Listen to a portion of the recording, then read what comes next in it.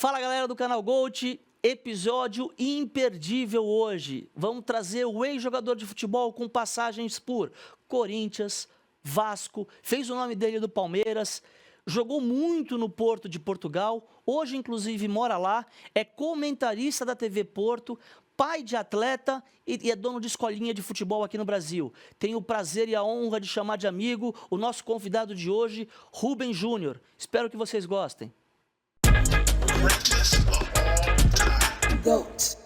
Rubem Júnior, meu amigo, um prazer te receber, muito obrigado pela sua disponibilidade. Olá, Duda, prazer é sempre meu estar falando com você, ser convidado para participar aí desse seu novo projeto, que é um projeto, só pelo nome, já diz tudo, né? Crescendo junto aí com pais e filhos, eu acho que essa aliança, essas mãos dadas, ela com certeza dá muito resultado, porque precisa mesmo de estar junto, mas não é só isso, eu acho que a gente vai poder falar muito mais coisas que possam agregar para esse crescimento, mas obrigado pelo convite e sucesso, desde já um sucesso para você.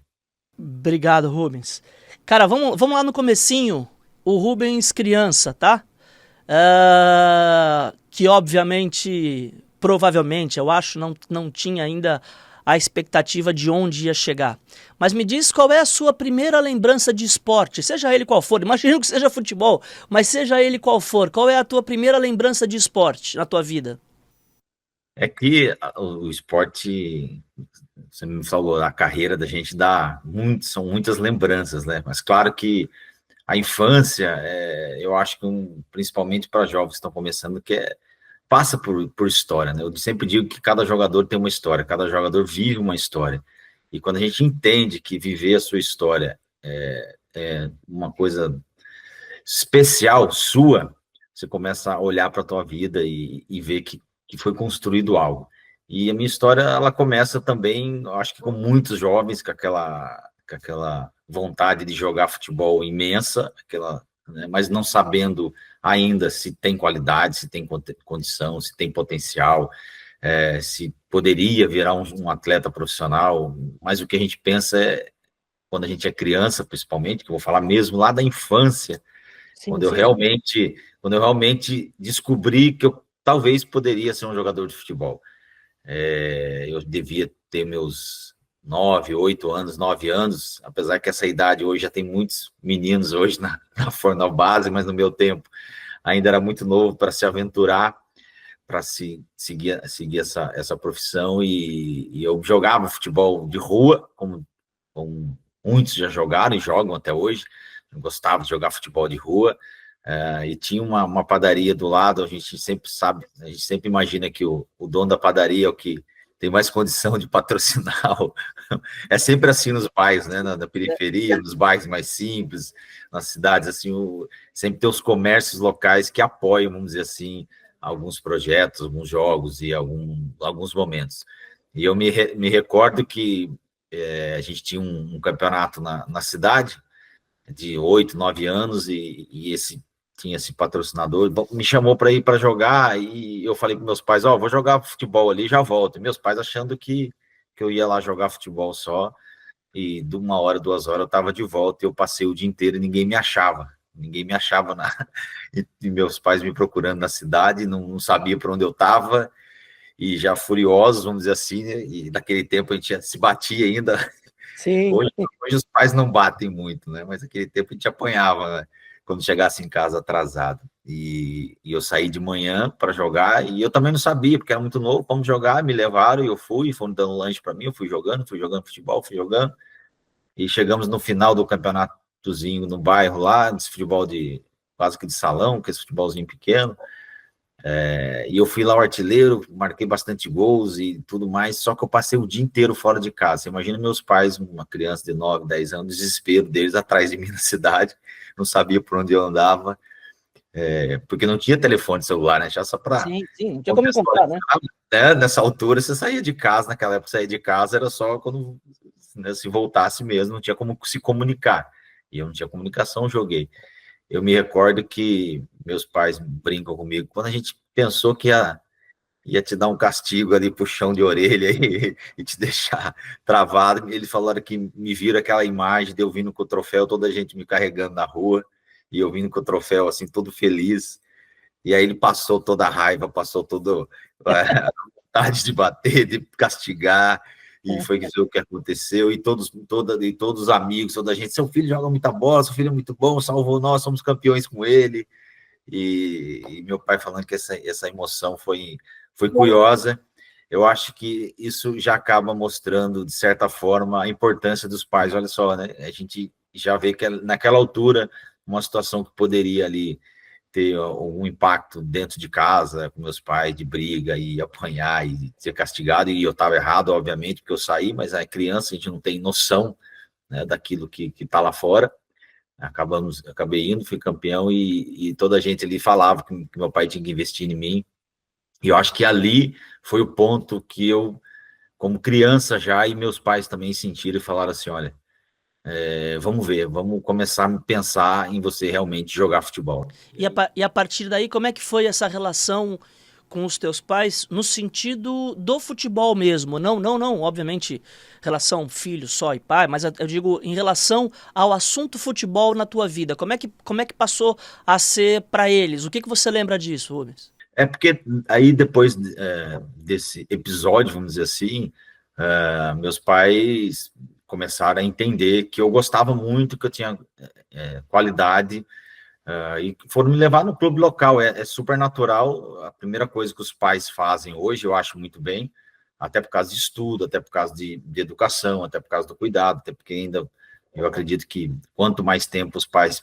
permanecerem ao lado dos seus filhos, nessa fase, não é nem adolescente, né, nessa fase de criança ainda, é super importante. Então, acabo procurando o clube da cidade, me levou no clube da cidade, eu passei no teste, aí já acaba jogando também no clube vamos dizer assim, no bairro também, no time do bairro, e isso foi gerando, foi passando anos, que é o Taubaté, sabe, que eu sou de Taubaté, que era o Sport Clube de Taubaté. Foi ali que eu comecei meus primeiros passos, e aí depois foi outras formações e tudo mais, mas foi realmente essa decisão de jogar no clube da cidade, e eu fui aprovado e continua a carreira. Aí a carreira a gente vai falar bastante. Sim, mas e nessa época, quem era a tua referência no esporte? E que não precisa necessariamente ser um ídolo nacional, era um ídolo local, alguém da rua, alguém mais velho. Como é que você tinha essa referência? Você tinha alguém assim que você se espelhava? Eu vou dar um exemplo aqui, Então, Rubens, que eu, por exemplo, embora a altura não me permitisse continuar, eu joguei basquete muito tempo. E óbvio que eu tinha os ídolos nacionais, Oscar, Marcel e etc. Mas tem um cara que jogou aqui basquete no Inter, que é o Ayrton, que esse cara era minha referência, porque ele era mais velho, era muito bom mesmo, jogador, e esse cara acabou me incentivando bastante, mesmo sem saber, né? Era uma referência. Você teve essas referências? são épocas diferentes, né? Eu acho que eu comecei a entender o que é ter um ídolo, o que é conhecer alguém, um jogador que eu pudesse ter referência, ou ídolo, em perceber isso quando eu já estava no Palmeiras, em formação, já numa outra fase, numa outra estação já da vida, já num outro momento, porque a gente não tinha acesso ao que tem hoje. Hoje, os meninos hoje conseguem ter. Eu pergunto hoje para crianças de 5, 6 anos, eles já têm ídolo, já têm referência, já têm.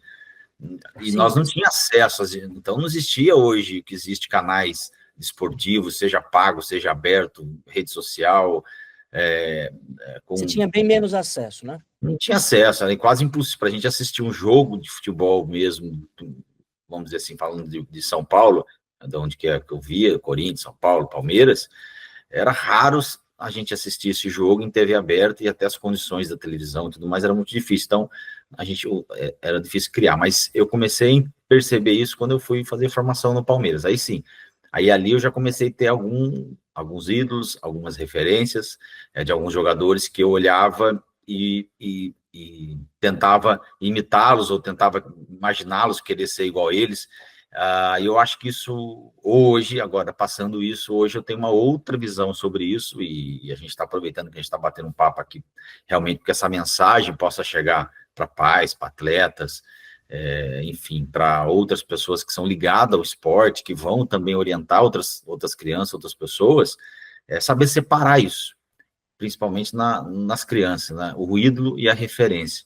Eu acho que são dois elementos completamente distintos um do outro, né? E esse cuidado os pais têm que ter para ajudar nos filhos e orientar os seus filhos a entender o que é um ídolo, o que é uma referência. Parece que é a mesma coisa, mas aí pode ter um perigo. Perfeito, perfeito. Até porque o esporte ele faz com que o ídolo seja aquele que resolveu uma partida ou um jogo desportivamente e não necessariamente pelas posições, pela postura fora de campo, né? Hoje a questão, principalmente midiática, né, de redes sociais, traz isso, né? Exatamente isso, é bem essa divisão, porque a gente costuma idolatrar, vamos dizer, que o ídolo você idolatra aquela pessoa que fez gol, que ganhou do seu time, que fez seu time ser campeão, e você começa a querer também usar as práticas dele na tua vida, e aquilo às vezes não convém para você, não faz parte daquilo que um atleta profissional precisa ter. Então, porque para uns podem funcionar e para outros não. Isso não estou condenando a quem pratica essas coisas. É uma coisa de ser contra ou a favor. E você tem que ter esse cuidado, porque quando a gente percebe o nosso filho, vamos dizer assim, já falando como um pai de atleta, o nosso filho começa a querer fazer aqueles comportamentos porque o outro faz, e comportamentos que não vão de encontro com o que hoje precisa, o que o futebol exige hoje, né? Vou te colocar numa saia justa. Você, com essa experiência toda de ex-jogador de sucesso, de grandes times, e como pai, o futebol, principalmente, né? Todo o esporte, mas o futebol, principalmente, tem aquela máxima que se a bola tá entrando, tá tudo certo, e se a bola não entra, tá tudo errado. Como é que você faz um paralelo aí, principalmente com os teus filhos e com os adolescentes, através da sua escola, né? Do seu método lá do crack.net?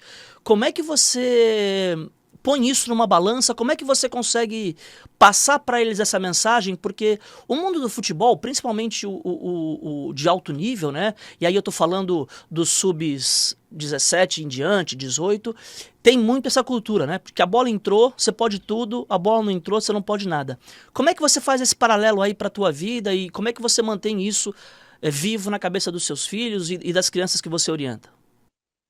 É uma situação bem complicada, não é fácil, porque a gente está gerindo com emoções, e o futebol é feito de emoções. Muitas decisões, às vezes, são tomadas pelas emoções. Muitas coisas que acontecem, as emoções às vezes tomam conta. Não é só do atleta. Não é só do atleta. O próprio dirigente hoje, ele também, quem está seja ele um dirigente da formação, seja um dirigente profissional, a gente tomando atitude com emoção. Então, nesse momento, o que eu sei que vai passar por momentos difíceis, todo atleta, ou em qualquer níveis, qualquer escalão, qualquer nível, qualquer tempo, vai passar por dificuldade, isso não tenha dúvida. E aí que eu acho que entra a maturidade, aí que eu acho que você mostra aquilo que você... Eu acho que o principal de tudo é mostrar quem você é nos dias difíceis, porque nos dias fáceis é mais fácil, né, você até se adaptar àquilo que está acontecendo, porque quando se ganha, que nem você falou, a bola entra, tudo é mais fácil, tudo pode, tudo está aprovado. Mas nos dias difíceis, aquilo que você tem hábito de fazer acaba sendo reprovado e acaba sendo até usado contra você. Então, por isso que eu acho que, eu sempre falo que nos dias difíceis, nós temos que tentar no máximo possível aprender com o erro, obviamente, né? Aprender com aquilo, ser humilde no ponto de perceber também que você errou. Eu falo muito para o meu filho, olha, você também errou, você também está passando junto com eles a mesma dificuldade, mas calma, que amanhã é outro dia. O futebol, ele dá a oportunidade de você dar uma resposta no dia seguinte. E aí que eu falo, se tomar uma decisão pela emoção, tu pode tomar uma decisão que pode prejudicar, ou até uma fala, principalmente na hora de comunicar, na hora de dar uma entrevista, na hora de falar algo que você está pensando, Eu acho que o silêncio, muitas vezes, é a melhor situação quando você passa por um momento delicado. É realmente tentar ficar quieto, assimilar e depois dar uma resposta dentro de campo. Nessa tua época de Taubaté, ou até já chegando no Palmeiras, você lembra de alguma situação que, obviamente, se você não se sentir à vontade de citar nomes, não precisa, mas, por exemplo, de perceber que algum pai, alguma mãe prejudicou algum talento justamente por orientação errada, ou por falta de orientação, por falta de estar junto, ou por estar muito junto. Você lembra de algumas histórias nesse sentido, Rubens? Nem lembrar de história, acho que eu vivo isso. Você falou que o México, né, com formação hoje, tem bastante atleta que eu também ajudo com mentoria, converso, muitos pais me procuram, e eu vivo muito o dia a dia, às vezes em arquibancada, enfim, é um mundo bem, que eu vivo nesse mundo, então acaba não só lembrando de casos, mas também de podendo estar participando, que não muda. Eu acho que os pais hoje querem os resultados muito rápidos dos seus filhos. E aí que tem que ter o cuidado. Querem resultado rápido, querem o que eu sinto hoje, que eu vejo, isso é uma realidade. Os pais querem, primeiro de tudo, um resultado rápido, quer um resultado rápido, quer minuto para os seus filhos, quer que seus filhos sejam o que mais joga, quer o que seja o que dê mais satisfação. Os pais querem satisfação de tudo o que está acontecendo, querem intrometer em saber por que o filho fez isso, por que o filho, eu acho que não deixa, às vezes, o profissional trabalhar, não deixa o filho passar pelas dificuldades, para ele aprender a corrigir, para ele aprender a tentar perceber o que realmente ele precisa aprender com aquilo, porque a dor ela dá o crescimento, a dor ajuda a crescer. E às vezes, muitas vezes, o pai não quer que o filho passe por dor, mas o futebol é diferente. Eu acho que no mundo empresarial também precisa, os erros, as empresas conseguem crescer errando, e o jogador, ele precisa passar pela dificuldade, ele precisa passar vamos dizer assim, pelo deserto, para ele depois valorizar aquela água que ele conseguiu encontrar. Então, e os pais não querem que eles passem por essa situação. E aí começa a interferir no trabalho, interferir em casa, quando o filho chega em casa, ele, em vez de respaldar da forma mais correta, acaba criticando o que está sendo trabalhado. É claro que tem muitos projetos também, muitos clubes que realmente não trabalham tão bem, mas tem que ter calma, analisar, que eu acho que é isso que eu vejo hoje acontecendo, e acontecendo muito, essa falta de intranquilidade que o menino, quando chega em casa, acaba não tendo. Tem, para mim, dois pontos importantes aí nessa tua fala, que eu gostaria de pegar esse gancho para a gente continuar nisso, que é, primeiro, a intromissão dos pais no quesito técnico, seja técnico de campo, seja preparação física, seja fisioterapia, seja todas as áreas que envolvem o esporte, né? Então, nem sempre os pais têm o conhecimento técnico, e mesmo tendo, acontece aquilo que você falou, acaba por ser filho, natural, a decisão vem com a carga de emoção muito grande. E o segundo ponto que eu queria que a gente também seguisse nesse caminho, rapidinho, Rubens, é a questão da base hoje, e aí falando especificamente do futebol não, mas acho que todos os esportes, a base hoje esqueceu um pouco da função principal, que é a formação, para simplesmente conquistar títulos e não formar. Tem uma frase famosa, aí um vídeo famoso aí que você já deve ter visto, do Muricy, bravo, falando que ele não tem que ensinar lateral direito a cruzar no profissional. Eu tô falando isso porque ele usou esse termo. Não, o lateral eu não tenho que... Pô, ele que tem que saber cruzar. É a base que ele tem que aprender. E acho que isso hoje está muito forte, né? Porque, na verdade, o Muricy, ele tinha que aprimorar, né? Não ensinar. Talvez... Sim. Mas o que ele diz é muito isso, porque hoje o técnico, e às vezes até por pressão do clube, não necessariamente do técnico, ele tem que ganhar o campeonato sub-15, ele tem que ganhar o sub-17, ele tem que ganhar o sub-18, então ele se preocupa mais com aquele resultado do que com a formação e com a criação de possibilidades para aquele grupo. E aí, quando chega no profissional, muita gente não vinga por falta de... criou lá a veia competitiva, tudo bem, mas não tem a questão e os fundamentos para estar no profissional. Como é que você vê isso? Eu vejo que evoluiu bastante, mas cada vez mais o resultado ele acaba sendo vamos dizer assim, um componente que infelizmente acaba também, vamos dizer assim, chegando no treinador de forma negativa.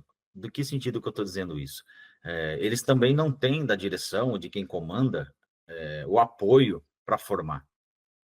Também se cobra o resultado. Então, é difícil para um treinador hoje saber que tem um clube que cobra resultado, porque as coisas têm que andar junto, tem que formar e tem que ter resultado. Eu acho que tem que formar e tem que ter resultado, sim, ok. Mas isso tem que partir de cima, dar essa condição, Dá esse respaldo, né? dar esse respaldo e montar uma estrutura para isso.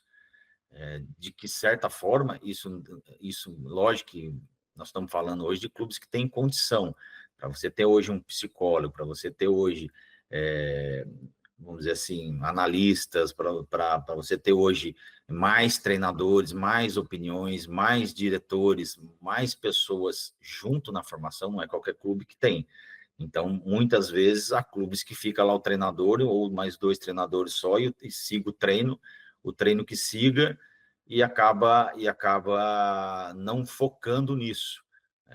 Agora, não tenha dúvida que isso é um assunto que a gente já se discute há muito tempo, sobre formar atleta e formar pessoas. Isso é uma discussão muito complexa, mas eu acho, o Duda, que a gente, como pais, e aí eu falo um recado para os pais, se não consegue formar no clube, se forme em casa.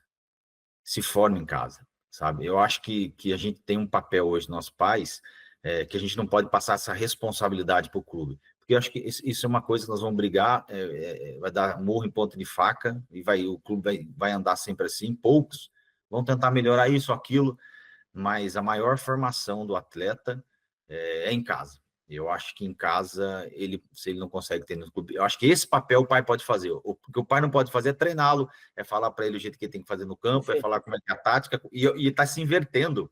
O que acontece em casa hoje é que se inverte. A criança chega em casa, em vez de ser educado, ser formado como homem, como cidadão, o pai vai discutir tática com ele, um pai que, com todo respeito, estudou advocacia, medicina, engenharia, sei lá o quê, que vai discutir tática. Por quê? Porque é paixão.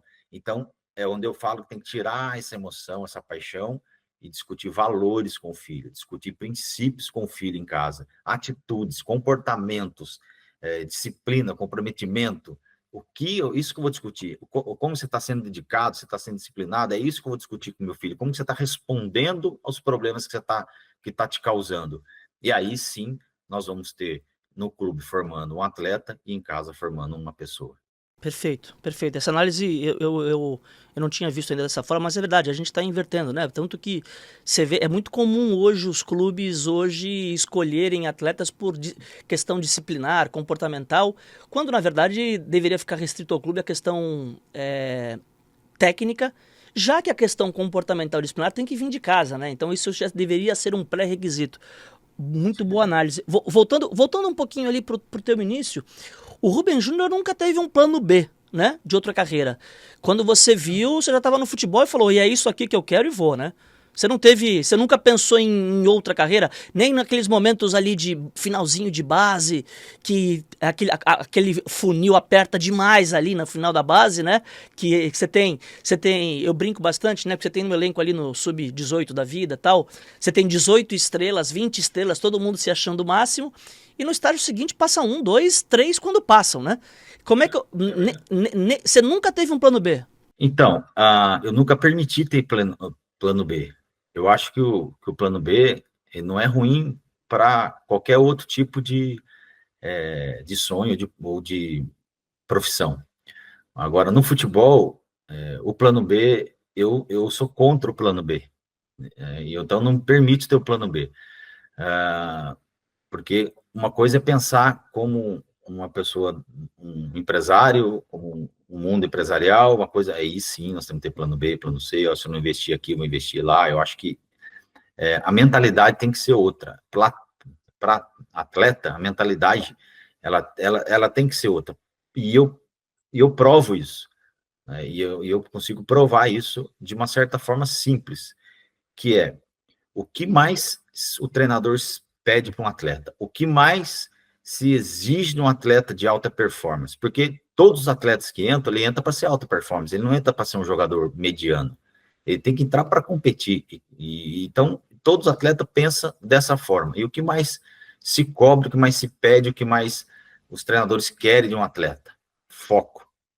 Eu acho que essa palavra a gente ouve sempre, olha, tem que ter foco, tem que ter foco, tem que ter foco, tem que ter foco.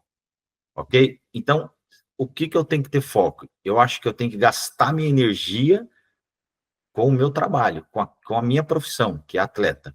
E aí, se eu começar a pensar no plano B, em qualquer momento que eu tirar esse foco, eu vou começar, não, mas se não der certo, eu vou para ali, se não der certo, eu vou para lá, se não der certo, eu vou para cá. Você diminuiu, eu acho que você diminui a sua intensidade, você diminui o seu comprometimento, você diminui até aquela chance de você fortalecer sua esperança.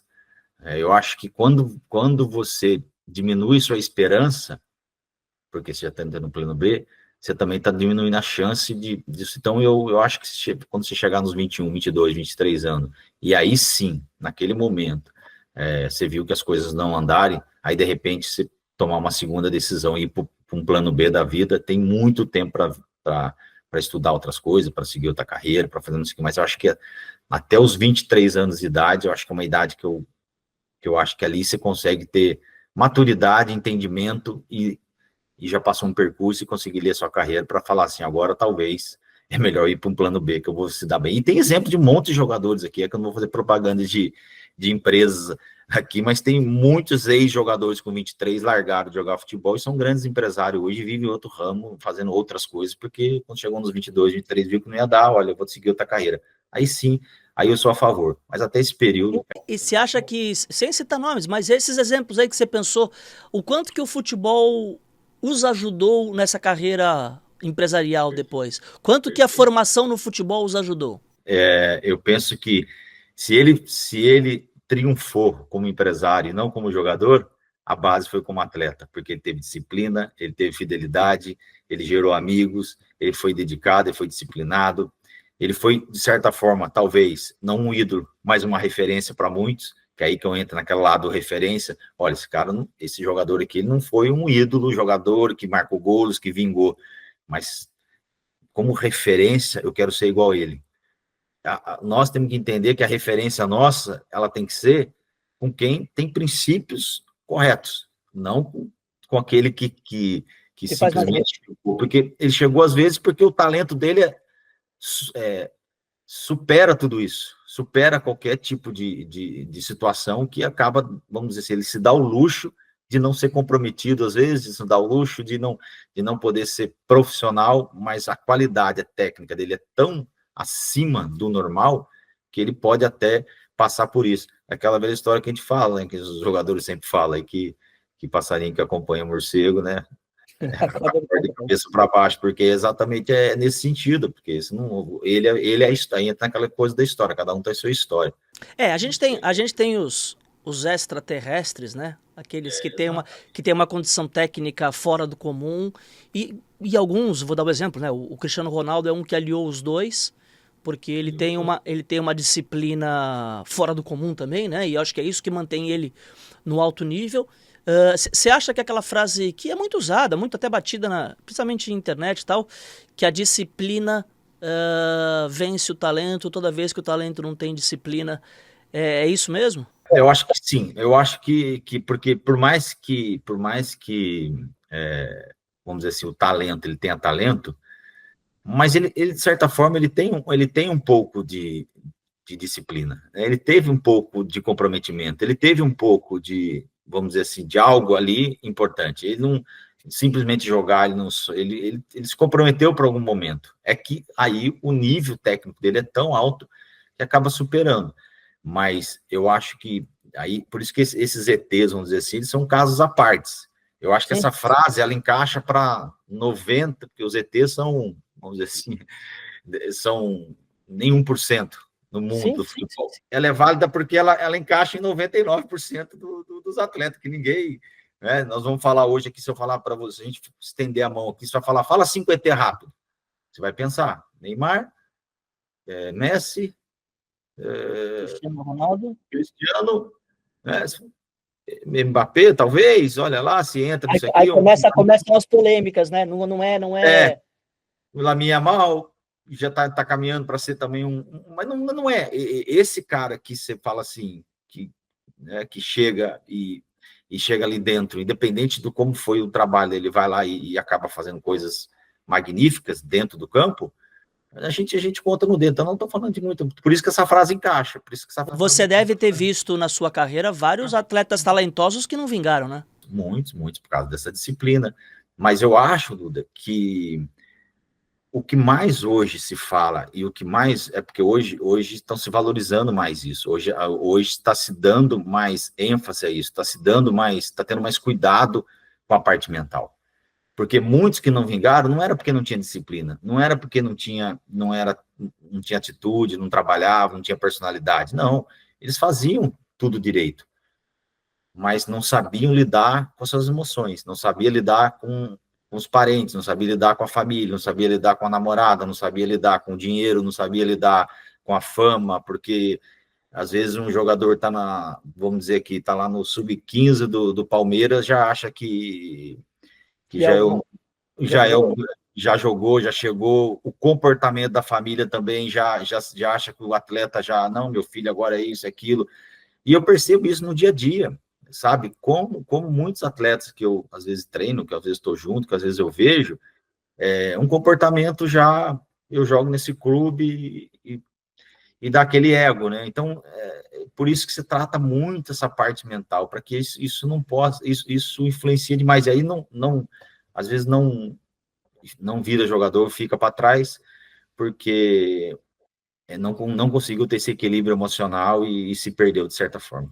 Um dos episódios aqui da nossa série é com a psicóloga Juliane Fecchio. Ela é psicóloga, ela inclusive dá aula na CBF Academy dessa matéria de psicologia esportiva, e ela falou bastante da questão que hoje já estamos num momento melhor do que estávamos, mas que ela entende a psicologia da mesma forma como a preparação física. Você tem que se preparar e ir crescendo e preparando, e quanto mais você se prepara, melhor você está no momento de decisão. Isso é uma coisa natural, né?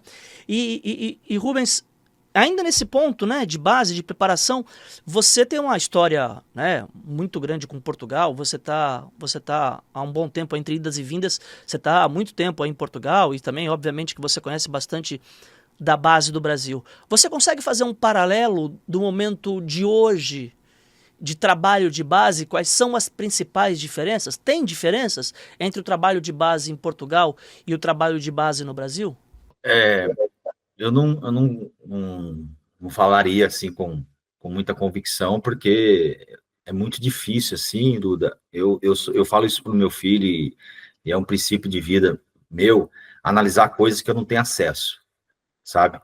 Pelo que acontece, pelo que eu ouvi falar, pelo que eu acho que entende? Então, assim, eu tenho muito cuidado nisso de não analisar essa parte. Eu analiso muitas coisas como eu acho que deveriam ser. Eu acredito que eu vejo hoje o Brasil se estruturando muito bem, né, em termos de formação. Eu vejo o Brasil hoje se estruturando, principalmente os grandes clubes, que é a nossa referência, porque como que eu vou cobrar de um clube pequeno que não tem, às vezes, dinheiro para pagar a conta de luz? Às vezes, clube grande acontece isso, não é? Nós aqui hoje, um clube aqui de primeira divisão aqui foi para a quarta porque não conseguiu pagar as contas. Então, não dá para me exigir algo daquele lugar. Agora, um lugar arrumado, a gente tem que exigir. Então, o que eu vejo hoje é exatamente isso, que existe sim, um crescimento, concordo com a psicóloga, realmente melhoramos muito em todos os aspectos, e eu acho que está se buscando cada vez mais. Esse tipo de conversa que a gente está tendo aqui vai atingir outras pessoas que vão refletir, vão repensar e vão tentar melhorar. Eu acho que todos nós estamos colaborando de certa forma, para esse crescimento, para cada vez ficar melhor isso, e a gente não vê talento sendo perdido, né? Mas eu acho que tem algo ainda que precisa ser trabalhado, porque eu acho que está transferindo, na verdade, está transferindo muita responsabilidade para os pais e para os atletas. Porque é o pai, porque é o atleta. Ok, eles têm a porcentagem deles de culpa ou de acerto, mas responsabilidades, mas os treinadores também têm, os dirigentes já também têm. Por que eu falo isso? Há muitas situações de dirigente, de escolhas, e eu sei que os pais falam assim, escolheu esse porque é amigo, escolheu esse porque joga aquele porque é amigo do outro. Eu acho que isso ainda existe, e eu tenho certeza disso, porque eu converso com muitas pessoas que às vezes, né, têm o seu gosto especial. Eu vou te dar um exemplo. Eu, um tempo atrás, liguei para um coordenador de um clube de formação para indicar um atleta e para fazer um teste, vamos dizer assim, e ele me disse assim, não me interessa porque eu já estou com o plantel fechado. Eu achei isso um absurdo. Por quê? Ele nem viu o atleta, nem viu as condições do atleta. Não viu, não sabe quem e eu não questionei, falei, ok, obrigado, vou tentar outro clube para ele. E eu acho isso e aí que os presidentes, que quem está acima dessas pessoas, tem que saber dessas situações. Eu estou falando de um caso que pode estar acontecendo em um monte de clubes assim. Sim. E a ideia que eu tenho é que na formação, na base, não existe plantel fechado. O plantel tem que estar aberto o ano todo para receber atleta, não é? Então, assim, é uma gestão em que nós estamos em 2025 e eu ouço esse tipo de gestão ainda. Eu fico triste com isso, que eu falo, como é que o plantel está fechado para formação? E se eu estou com o Messi, com o Neymar aqui, a pessoa não quer nem ver. Então, isso é jogo de interesse. Algum interesse tem, alguma raiva tem, não sei o que é, mas está tendo o pessoal. E quando coloca o problema dos dirigentes, o problema dos treinadores, que ainda são muito umbiguistas, colocam muito pessoal nas decisões. Não, eu concordo contigo 300%. A gente que milita no mundo do esporte há muito tempo sabe que, infelizmente, ainda tem isso. Mas, vendo pelo lado do pai e da mãe, que esse é o objeto aqui da nossa série, será que também isso não isso acontece, mas não pode servir como muleta e como desculpa? Porque isso a coisa que a gente mais vê é pai e mãe meu filho não jogou lá por causa disso, meu filho não jogou lá porque a grama estava alta, meu filho não jogou lá porque a grama estava baixa, e assim por diante. Você não acha que como pai e mãe, a gente tem que saber que isso existe, educar nosso filho? Porque na vida é assim, a empresa vai ter um chefe que é legal, vai ter um chefe que não é legal, vai ter um concorrente mais agressivo, um concorrente menos agressivo, e a vida é assim, não é isso? Exatamente. Eu acho que aí você tocou no ponto que a gente estava falando lá da responsabilidade em casa, de formar em casa.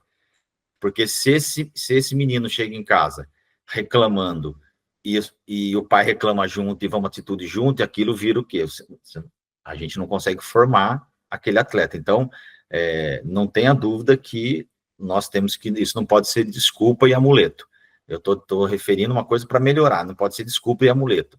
E eu sempre falo isso, né, para jogadores e crer, eu acho que a gente tem que crer no propósito, crer por que a gente está ali, crer por que aquela porta abriu, por que aquela porta fechou.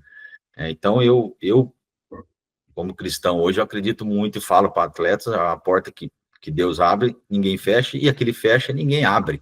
Então, se eu consigo perceber isso, e se essa porta foi fechada porque gosta mais, não gosta menos, ou não gosta de mim, gosta mais do outro, não importa o motivo que essa porta fechou, quando chegar em casa, é esse tipo de comportamento que o pai falaria para o meu filho. Não era para você aqui. Você fez tudo direito, você foi uma referência, você foi um bom profissional, eu estou vendo o seu trabalho, fechou, vamos para o outro lado, porque nada vai superar o trabalho. O trabalho, ele sempre vai ser recompensado. Nunca ninguém que trabalhou corretamente deixou de ser recompensado. Então, eu já falo isso sempre, fechou a porta, fica tranquilo, você vai ser recompensado. Agora, não vamos usar isso de desculpa, mas vamos alertar, não tenha dúvida, vamos alertar, vamos ficar atento e vamos tentar gerir isso da melhor forma. Como é que o Rubem Júnior, ex-jogador, formador, um cara que conhece bastidor do futebol como ninguém, conversa com o pai Rubem Júnior principalmente na situação do Matheus, quando envolve contrato, envolve momentos assim difíceis, né? Como você falou, todo atleta vai ter. Então imagino que o Matheus já tenha passado. Como é que a gente diferencia? Como é que o pai fala com o ex-atleta e o cara do mercado da bola? Como é que você conversa com isso? A primeira coisa que eu tenho que ter é muito, vamos dizer assim, frieza para tentar separar, tirar o coração do lado, e não é fácil. E eu entendo a situação dos pais, a gente tentar ser muito, vamos dizer assim, profissional naquilo que a gente está traçando, naquele percurso. Então, tudo que eu falei aqui já, pode ter certeza que tudo o que eu falo aqui é o que eu falo em casa. Então, tudo que a gente já conversou aqui é exatamente o que eu converso em casa. E eu tento falar com ele, eu nunca vou chegar aqui em você e vou passar a mão em algo que eu estou vendo que você está errado, que você não esteve bem. E já teve várias discussões, acho que todos os pais já discutiram isso com os filhos, que chega em casa, eu não fiz golo porque não me tocaram a bola. Eu não fiz gol, mas você viu? Eu só perdi o jogo porque foi o outro que errou. Eu também não estou entrando no jogo porque ele colocou o outro que gosta mais do outro. Enfim, vem várias Muletas. momentos, várias circunstâncias que acontecem. Eu chego e sou muito realista, tento ser realista. Não, se você não jogou hoje, você não é titular hoje, se não jogou, ou se você foi mal, vamos analisar onde você errou. Eu não quero saber se o treinador te colocou 10 minutos. Ele colocou só 10 minutos, como eu quero render? Não, se ele colocou 10 minutos, você tem que resolver em 10 minutos. Você tem que fazer algo que você sabe. Não, mas 10 minutos não dá para fazer nada. Não. Eu não deixo esse tipo de mentalidade entrar. Então, é esse tipo de relacionamento que eu acho que a gente tem que entrar. Então, o filho vai chegar em casa, então você, pai que está vendo, o filho vai chegar em casa com esse tipo de argumento, ele não pode ter um apoio. Você tem que entender, agora vamos ver como que a gente vai resolver isso da forma que a gente veja que realmente seja edificadora. Porque se eu não estou edificando, a gente não está fazendo um papel, né? Porque ele já vem desmotivado. Então, pegar por aí e tentar melhorar. E como, principalmente, é claro que em todos os casos, mas principalmente no teu caso, que você viveu uma história bonita no futebol, como é que faz e como é que se controla para que o Matheus, no caso, né, viva a história dele, não a história que você quer que ele tenha, né? Porque também, esse eu acho que é um erro comum dos pais, né? Ou às vezes reviver uma frustração que teve no futebol, ou às vezes querer o mesmo sucesso, né? A gente tem vários casos de filhos agora aparecendo, jogando e tal, mas especificamente do Matheus, como é que você trabalha isso na sua cabeça e na cabeça dele? Eu acho que você começou pelo principal, né? A gente tinha falado, cada um tem sua história.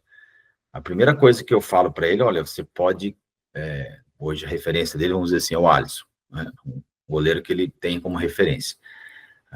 Eu falo para ele e olha, o Alisson teve uma história, chegou onde chegou, e você tem que construir a sua história. É muito fácil a gente olhar hoje porque os meninos sempre olham para quem está, e é normal, nós temos que olhar mesmo para os que conseguiram, né? E aí entender, tentar pegar como foi o percurso dele. Então eu sempre falo, ó, você vai construir a sua história. Vamos tentar olhar para a sua história com gratidão, principal de tudo, né? E o que eu vejo muito também, aproveitando esse gancho, que tem muitos pais ou atletas que estão ingratos aonde estão. Sonharam em chegar. Estava lá na escolinha de futebol. Hoje está num clube de primeira divisão e tá reclamando, está murmurando, está questionando, está trazendo aquela energia negativa todos os dias. Que contamina o filho, né? Que contamina o filho, claro. Vai contaminar o filho. Isso uma hora vai estourar. Não permite viver a história. Vamos viver a história. Vamos ser felizes. Relaxa. Você está aqui. Graças a Deus que você está aqui. Mas eu quero estar no Barcelona, meu filho. Eu também quero que você jogue no Barcelona. Eu quero também que você jogue no Real Madrid, que é o sonho hoje da garotada, né? Sempre tá nesses que você joga uma Premier League. Acho que todos eles têm coisa. Só que eu falo para ele assim: todos isso. O seu sonho hoje é ser titular do equipe que você tá. Esse tem que ser o seu sonho. Agora, eu não estou querendo matar o seu grande sonho que é jogar. Não, nunca. Mas a gente não pode sonhar com o Real Madrid se não matar, se não realizar seu primeiro sonho, seu pequeno sonho. É um processo de construção, né, de carreira, não é simplesmente muito fácil. Eu acho que as redes sociais hoje transformam tudo muito fácil, né? O cara, eu tive aqui conversando com o Juca, não sei se você conhece o Juca Pacheco, ele foi assessor de imprensa do São Paulo durante 24 anos, um craque, gente boa, e o filho dele tá jogando, e ele falou que ele tem a impressão, quando vai ver o filho dele jogar, que muitos jogadores ali, do time adversário, do time dele e tal, estão mais preocupados com aqueles 15 segundos para pôr na internet do que com o resultado, com o crescimento, com a evolução. Então eles estão muito mais preocupados em tirar uma parte para a internet do que com o resultado em si. Fazer um riozinho ali de 15 segundos, tá ótimo, com um gol na cabeça, já viralizou, meu filho já é craque, e os likes já tá, vamos dizer assim, sendo suficiente para a carreira. E iludindo, né? Isso é um ponto importantíssimo, não tinha parado para pensar nisso aí, mas é até bom você ver como é que a gente vai conversando e vai vendo outras análises, outras pessoas, né? Tendo visões e tendo percepções, que eu acho que é isso, uma percepção, que realmente isso acontece. Eu estou preocupado, por que quer que entre? Para poder fazer aquele corte, para colocar no Instagram, para valorizar, que vai valorizar, que agora meu filho, agora eu vou chegar no clube, você viu? Vai estar toda a gente falando do meu filho. E não é por aí, porque isso nós estamos fazendo um castelo de areia, é literalmente isso, porque tá tudo bonito, mas qualquer vento, qualquer dificuldade que tiver, ele vai cair. Estamos caminhando para o final aqui, infelizmente, Rubens, porque esse papo é tão bom que a gente consegue, acho que, ficar horas e horas aqui falando do assunto que a gente gosta muito, né, cara?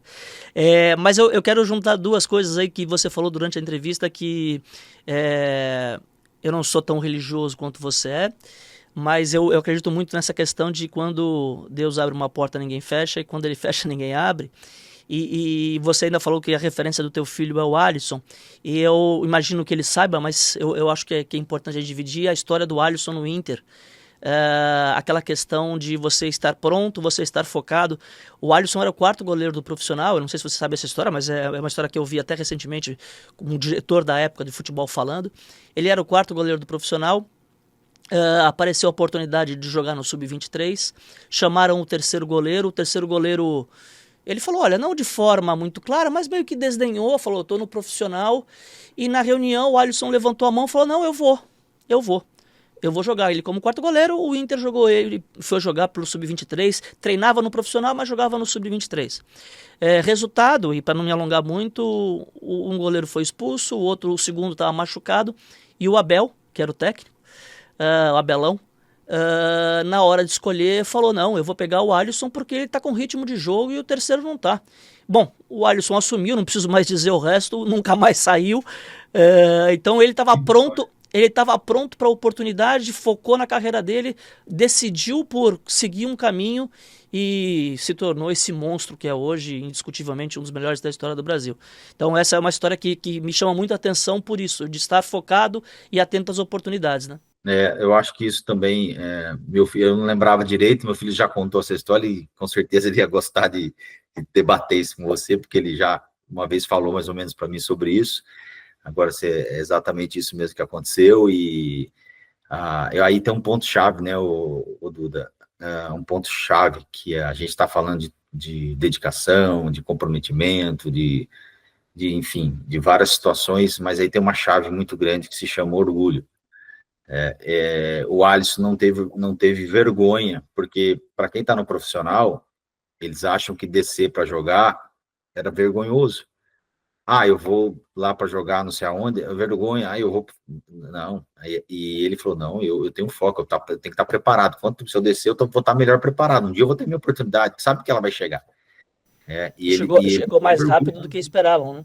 Exatamente, e onde ele chegou, ultrapassou até o que estava, e a gente vai contar várias histórias de jogadores que conseguiram entender isso mais rápido, né? Então, quer ter sucesso no futebol, a primeira passo que tem que ter também, eu acho que talvez é o principal passo, é quebrar o orgulho.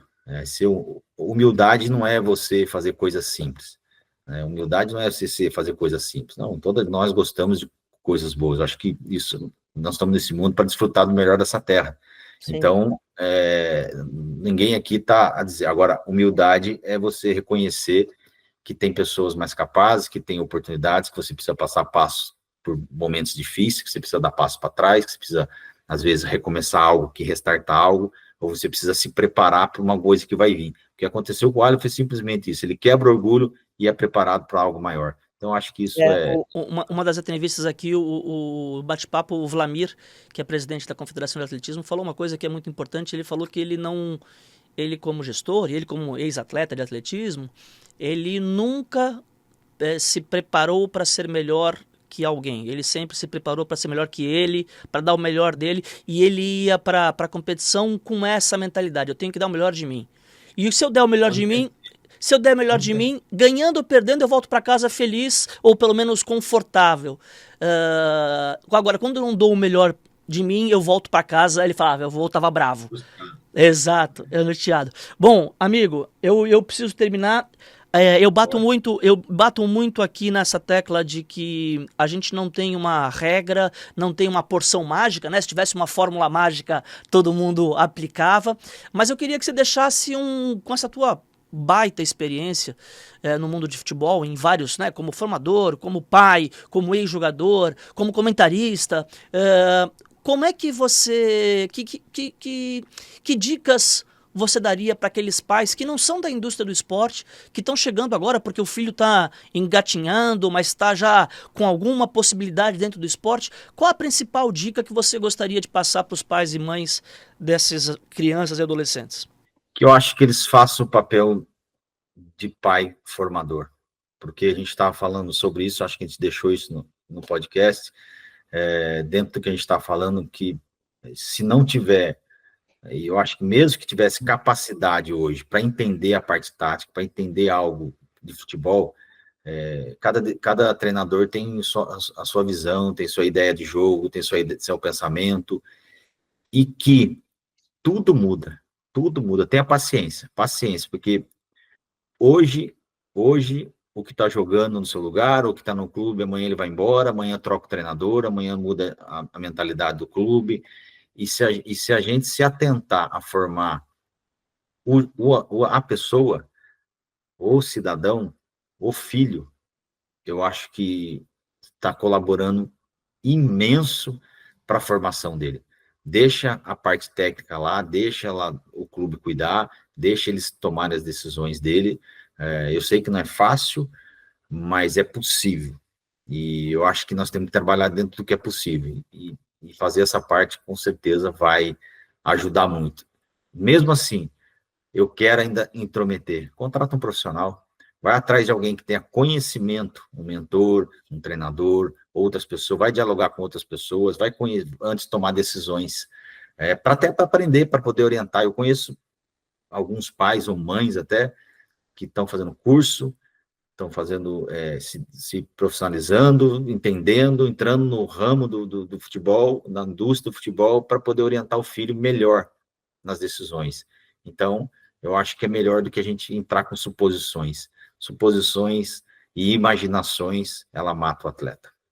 É isso aí, amigo. Então, esse, inclusive, é a origem da nossa série. Esse é o objetivo da nossa série, de dividir informação, de dar mais condições e ferramentas para que os pais possam tomar as decisões e ajudar o seu filho. E uma frase que eu provavelmente vou falar em todos os episódios, porque é assim que eu penso mesmo, mas o teu filho, numa categoria de base, ele está brigando para fazer parte daquele 1% que tem chance de chegar, né? Que não é nem que vai chegar, é que o 1% que tem chance de chegar.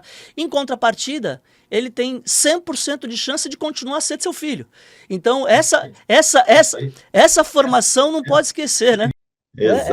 Exatamente. Eu acho que o maior prazer, eu falei para meu filho, tá? E eu acho que um pai, eu falando isso aí, eu passei por isso algumas vezes quando eu fui lá em reunir no clube com ele, no Braga, eu falava para ele, tô feliz com você. E lógico que quando a gente fala assim, a criança, o filho já pensa, nossa, deve estar feliz porque eu renovei meu contrato, porque eu estou jogando bem, porque eu estou isso, porque eu estou aquilo, porque estão gostando de mim. Porque toda vez que eu fui lá, eles sempre elogiaram o Matheus, não o atleta. sempre o seu comportamento, o seu sorriso todo dia, a sua alegria do dia a dia, a sua educação de dar bom dia ou boa tarde, mesmo na vitória ou na derrota, com frustração ou sem frustração, jogando, não jogando, machucado ou não, ele sempre manteve a mesma postura. Então, eu falo para ele sempre, essa é a minha alegria, porque é o que você falou, esse 100% vai estar sempre comigo. Se você não virar, eu sei que esse 100% seu está super bem formado. Então, eu acho que os pais hoje, buscar isso, né? Buscar isso. Como está meu filho, o comportamento dele? O que ele está fazendo aí? O que ele está agregando?